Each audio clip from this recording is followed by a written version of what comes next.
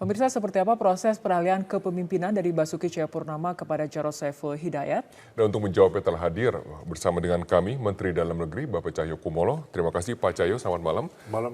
Terima kasih telah hadir bersama dengan kami. Pak Cahyo, yang pertama, apa pertimbangan dari Kementerian Dalam Negeri memberhentikan sementara Gubernur DKI Jakarta Ahok dan kemudian menunjuk Jarod, padahal ini belum putusan inkrah dan juga masih ada proses penangguhan penahanan yang diajukan oleh tim kuasa hukum? Satu, mencermati putusan pengadilan oleh hakim. Yang kedua juga menghormati upaya hukum Pak Basuki untuk banding. Tetapi masalahnya ditahan. Nah, seseorang yang ditahan kan tidak bisa melaksanakan tugas pemerintahan sehari-hari.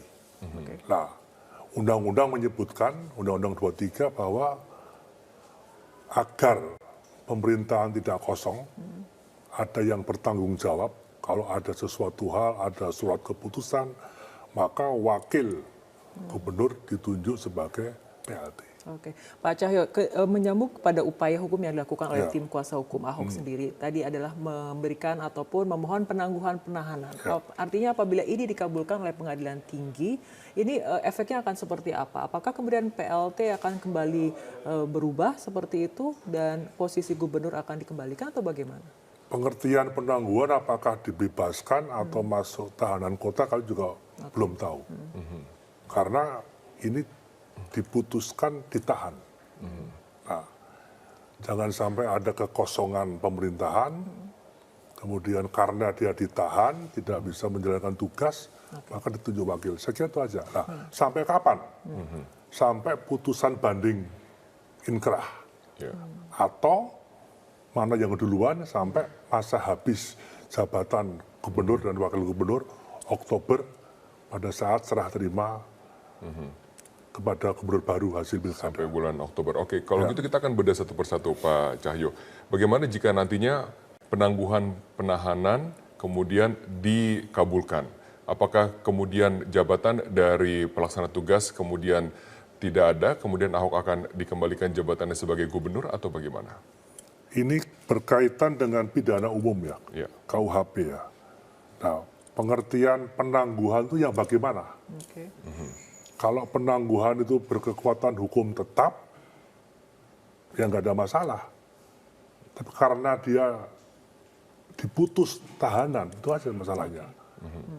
Kalau dia banding nanti misalnya diputuskan bebas, dia bisa kembali lagi. Kalau bandingnya misalnya 1 minggu misalnya selesai, dia bebas bisa. Tapi kalau tidak, ya tetap. Berarti frasa tahanan di sini, Frasa bukan tahanan. ditahan. Bukan. Frasa tahanan. Oke, baik. Pak Cahyo, kita bergeser ke pelaksana tugas yang kemudian tadi sore sudah dilantik oleh Pak Cahyo sendiri. Ini kewenangannya apakah ada batasannya atau bisa berakting ataupun berlaku seperti gubernur definitif? Saya kira sama ya, kecuali pergantian pejabat di daerah harus seizin Mendagri. Kalau dia ada pembahasan APBN perubahan dengan DPRD, itu nanti yang persetujuannya setelah diputuskan bersama dengan DPRD, ada persetujuan Mendagri. Tapi secara keseluruhan, PLT itu mempunyai kekuatan hukum yang sah. Mengambil keputusan, mengambil kebijakan, menandatangani surat keputusan, kemudian mengusulkan pergantian orang, merubah anggaran, dan sebagainya. Apalagi ini yang penting mempersiapkan proses serah terima jabatan kepada Gubernur yang yang baru. Oke, kalau gitu masyarakat akan bertanya, sebenarnya apa yang akan berubah terhadap pelayanan publik jika saat ini Jakarta tidak mempunyai gubernur definitif pelaksana tugas? Apa saja yang berubah? Tidak ada. Semua yang berkaitan dengan surat menyurat yang harus ditandatangani oleh seorang gubernur bisa dilakukan oleh seorang PLT gubernur. Karena aturan yang teken wakil itu nggak ada. Baik. Termasuk dengan anggaran tadi Anggaran ya. juga Oke, sama. Pak Cahyo, kita akan membahas lebih jauh mengenai pembahasan anggaran ini dengan tugas seorang PLT gubernur, tapi kita ikuti jeda berikut terlebih dahulu.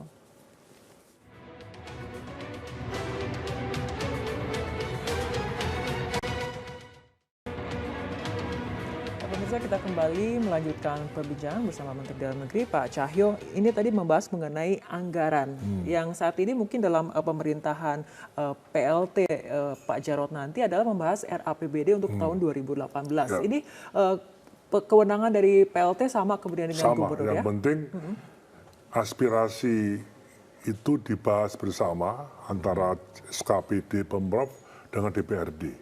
Tetapi sudah ada komitmen kemarin antara gubernur terpilih, Pak Anies, kalau dia tidak mengusulkan perubahan anggaran sesuai dengan janji kampanye pilkada, kan nggak mungkin karena Oktober tinggal 2 bulan. Nah, saya kira tugas Pak Jarod mengakomodasikan apa yang menjadi program daripada Pak Anies. Itu dalam proses transisi antara nanti pelaksana tugas kemudian gubernur Pak Anies dan juga wakil gubernur Pak Sandi pada saat bulan Oktober. Tapi sekarang ini kan Pemprov DKI Jakarta menggunakan sistem e-budgeting. Yang kita tahu bahwa e-budgeting ini kemudian dikunci oleh password dan passwordnya dipegang oleh gubernur. Nah, apakah pelaksana tugas juga mempunyai wewenang untuk password itu sama? Pengertian password itu bahwa tidak bisa seenaknya seorang kepala daerah atau perangkatnya atau DPRD merubah anggaran yang sudah disepakati. Itu aja masalahnya. Tapi yang penting bagi kami, jangan sampai program strategis pemerintahan Pak Jokowi yang di DKI ini terhambat. Makanya harus ada definitif PLT seorang gubernur yang dia menjamin ada program skala prioritas DKI harus jalan, ada jaminan program strategis Presiden Pak Jokowi juga harus selesai. Itu aja intinya. Nah, itu kemudian menjadi kekhawatiran juga ketika kemudian terjadi kasus seperti ini. Apakah kemudian program-program di pemerintahan Ahok dan juga Jarot, kemudian setelah ada kasus hukum seperti ini, apakah kemudian akan menjadi terhambat pembangunan infrastruktur? Walaupun mungkin masa jabatannya sebentar. Saya kira tidak, karena PLT melaksanakan tugas jabatan. Ingat loh, Pak Ahok adalah diberhentikan sementara sampai keputusan hukum tetap atau sampai masa jabatannya berakhir Oktober.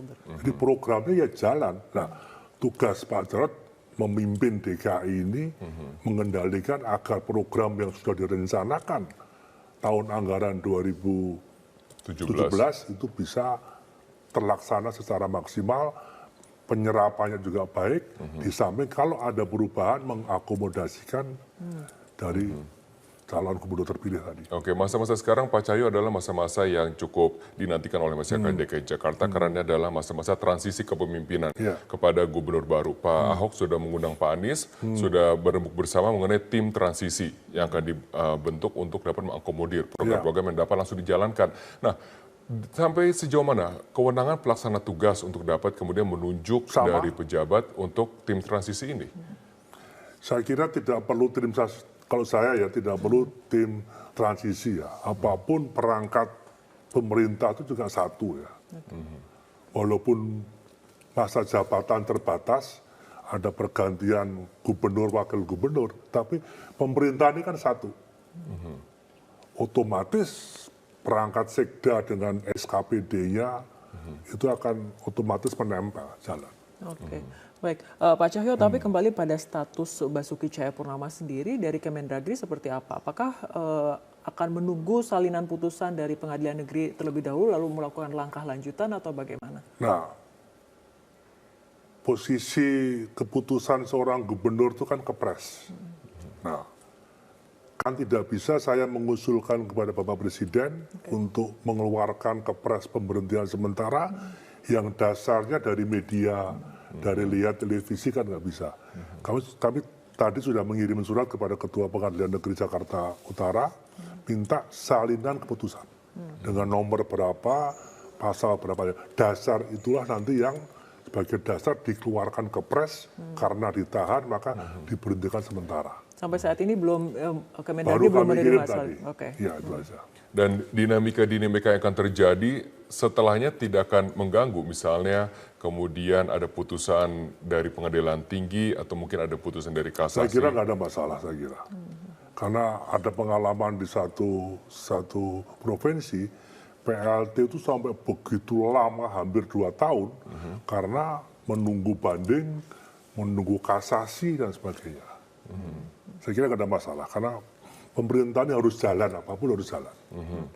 Termasuk pada saat nanti ditangguhkan juga penahanannya. Iya. Status Iya. Pak Ahok akan tidak dapat kembali lagi Iya, sebagai gubernur definitif. Karena kami tugasnya adalah mengawal undang-undang yang ada. Yang penting jalannya pemerintahan ini jalan. Itu aja saya kira nggak ada masalah. Dan kembali ditegaskan bahwa publik tidak harus khawatir karena pelayanan terhadap publik ini tidak. masih tetap terjamin dan kemudian bisa dilakukan seperti itu. Surat-surat keputusan, surat-surat rekomendasi yang biasanya dikeluarkan oleh seorang gubernur sudah bisa oleh PLT gubernur. Kalau wagub nggak bisa, maka perlunya tadi kami teken untuk menugaskan PLT tadi semata-mata kalau nanti malam ada rekomendasi atau ada surat-surat apapun bisa langsung berlaku.